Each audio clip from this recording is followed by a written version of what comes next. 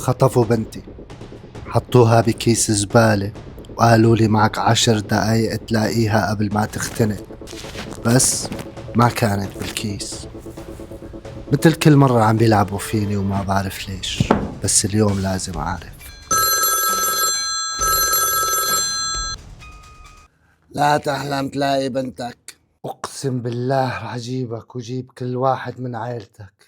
لا تحلف سعدة، جهز لي حالك على لعبة جديدة. معلم خلينا ناخذ الفتية ونرجع له البنت.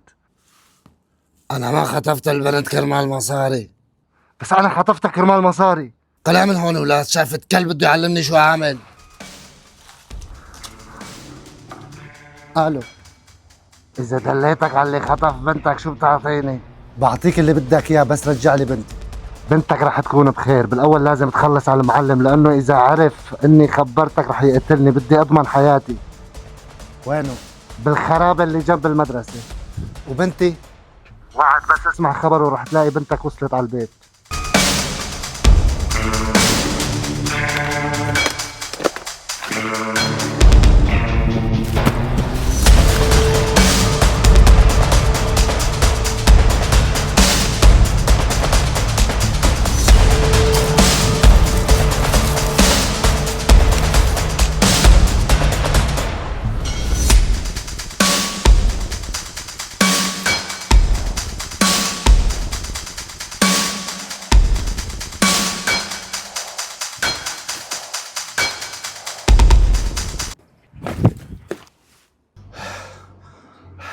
يلي خبرك عن مكاني ما بيعرف وين البنت.